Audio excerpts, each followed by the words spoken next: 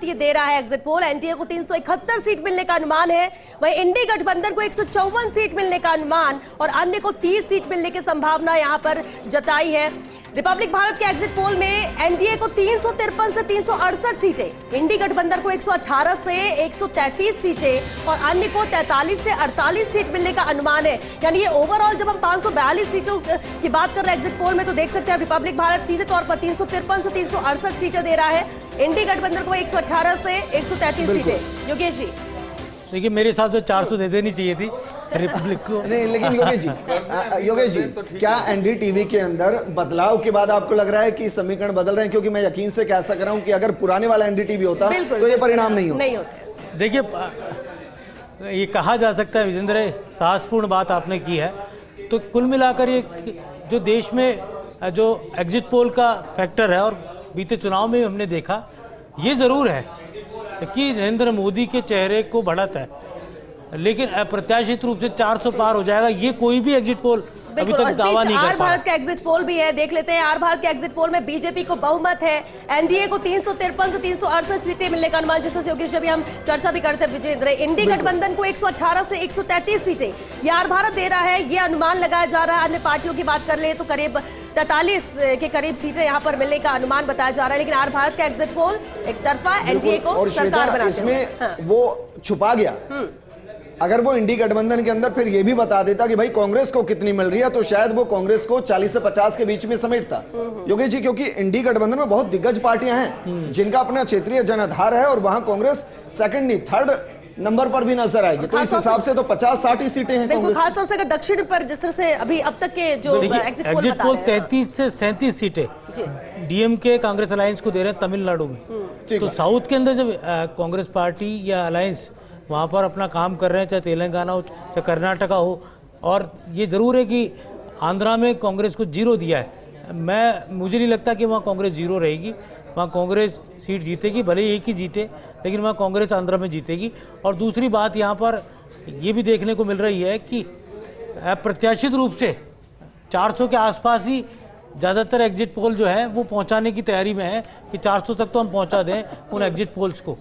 हालांकि प्रधानमंत्री मोदी ने खुद कहा कि भाई 400 का नारा दिया गया था ताकि विपक्ष उसमें उलझ जाए, और वो उलझता भी ना। एक्चुअली नारा एग्जैक्टली था, अमित जी मेरी बात से सहमत होंगे, 370, क्योंकि धारा 370 हटाई थी जम्मू कश्मीर से, तो वो जो नारा था वो 370 का जो मोटे तौर पर जो नारा था, 400 का एक कहा जा सकता है एक ऐसा नारा बुलंद किया गया जिससे विपक्ष जो है वो वहाँ खलबली में। ये जो आंकड़ा दे रहे हैं एनडीटीवी और आर भारत, इसमें इंडी गठबंधन को 118 से 133 है।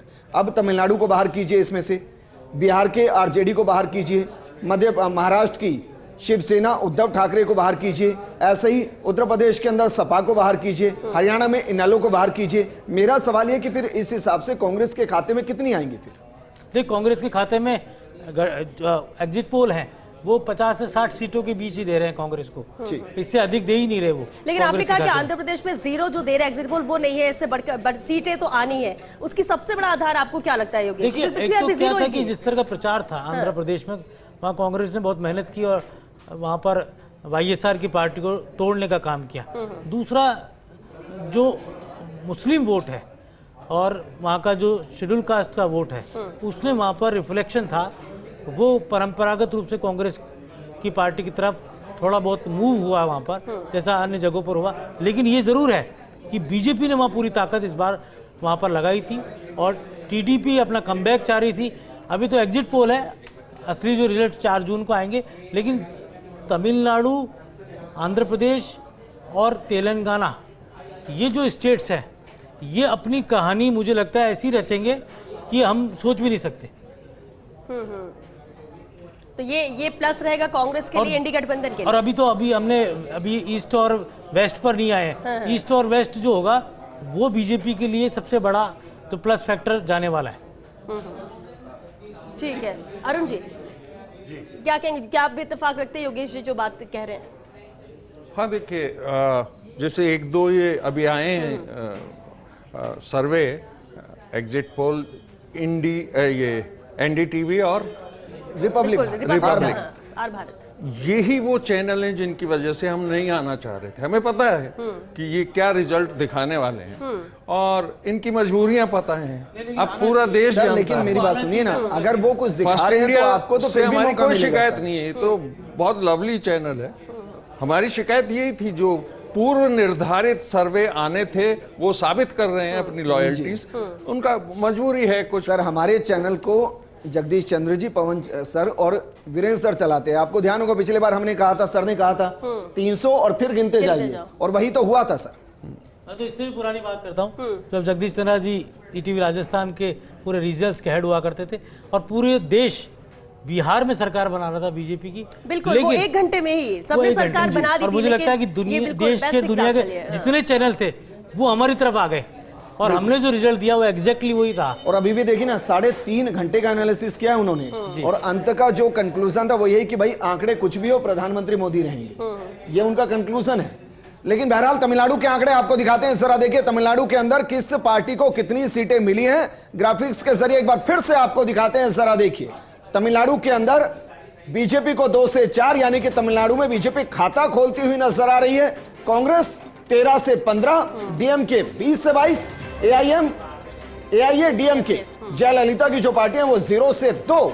और ये आज तक एक्सेस का ये एग्जिट पोल है, और ये कह रहा है टीवी9 के एग्जिट पोल पर भी नजर आ रहे थे तमिलनाडु को लेकर। देखिए टीवी9 तो यहाँ पर 4 एनडीए को दे रहा है, इंडी गठबंधन को 35, एआईएडीएमके को 0 और अदर 0। हालांकि पिछली बार एआईएडीएमके के पास 1 थी और बीजेपी के पास 1 भी नहीं, और ऐसे में एनडीए का ये प्लस है। लेकिन श्वेता यहाँ हो सकता है कि अरुण जी ऑब्जेक्शन दे, या तो हम एनडी लिखें उसको या फिर एनडीआईए लिखें हम, क्योंकि ए वहां भी अलायंस है और ए यहाँ भी अलायंस है। और ये थोड़े से दिन की बात सर, है, हमने उसको सही किया, हो जाएगा ये हम भी। उसको सही कर रहे हैं। मुझे पता था कि ऑब्जेक्शन आ सकता है। बहरहाल टीवी9 का जो तमिलनाडु का एग्जिट पोल है वो हमने आपको दिखाया, और भारत का एग्जिट पोल, और ये एनडीए की पूर्ण बहुमत की सरकार, या कहिए कि 350 और गिनते जाइए वाली स्थिति में आ रहे हैं, जबकि इंडिया गठबंधन जो है 118 से 133 और अदर 43 से 48। और अगर आर भारत के सर्वे को सही मान ले एक बार के लिए तो कोई दिक्कत नहीं। और जिस तरीके के आंकड़े 370 के आसपास बीजेपी चाह रही थी, आर भारत के सर्वे ने उनको कम से कम सर्वे में वहां तक पहुंचा दिया। दिलचस्प रहेगा कि ये एग्जिट पोल एग्जैक्ट पोल होते हैं या नहीं, क्योंकि दावे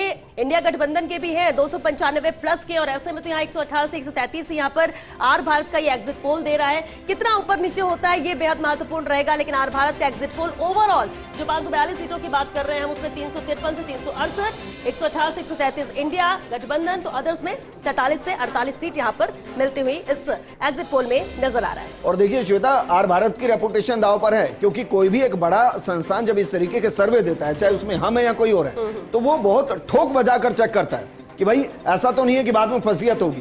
तो हम ये भी नहीं कह सकते कि आर भारत ने जो सर्वे दिया वो उन्होंने ऐसे ही दिया होगा जिस तरीके का आरोप लगाते हैं भाई दबाव में दिया होगा, क्योंकि अलग अलग संस्थान अलग अलग एक उनका सैंपल कलेक्शन होता है। हो सकता है आर भारत जहां से सैंपल कलेक्ट कर रहा हो वो बीजेपी का गढ़ हो, बाकी चैनल जहां से कर रहे हो वो अलग हो। बिल्कुल आपने दबाव की बात की, लेकिन अहम ये भी हो जाता है कि यहाँ पर विश्वसनीयता भी दांव पर लगी होती है, और ऐसे में आप किसी के दबाव में आप बिल्कुल अलग इतर नहीं जा सकते हो कि जो आपको नजर आ रहा है आंकड़े क्या है, तो ऐसे में उसके इर्द गिर्द प्लस माइनस माना जाता है। गांव में कहावत है कि आटे में नमक मिलता है, नमक में आटा नहीं मिलता है। वो कर भी नहीं सकते, वो कर भी नहीं सकते। बिल्कुल बिल्कुल। तो इस लिहाज से देखिए आर भारत का ये ओवरऑल जो एग्जिट पोल है, सीटों के मुकाबले 353 से 368। हालांकि बीजेपी भी ये कह रही थी, जब ये भी सवाल हुआ था कि 400 पार, विपक्ष ने जरूर सवाल उठाया कि ऐसा तो हो ही नहीं सकता, और ऐसे में क्या लोकतंत्र नहीं है, आम जनता पे भरोसा नहीं, तमाम सवाल उठाए गए थे। लेकिन बीजेपी का कहना यही था कि लक्ष्य तो देखिए बड़ा रखना चाहिए। जब हम पिछली बार 300 प्लस थे तो इस बार हमने लक्ष्य बड़ा रखा है, टारगेट बड़ा है, 272 ही तो है वो जातो आंकड़ा, उससे ऊपर तो आने वाले हैं। ये बात इसे लेकर कही गई थी, लेकिन अब ये आंकड़े कम से कम उन्हीं के फेवर में फिलहाल आर भारत का एग्जिट पोल तो जाता हुआ नजर आ रहा है।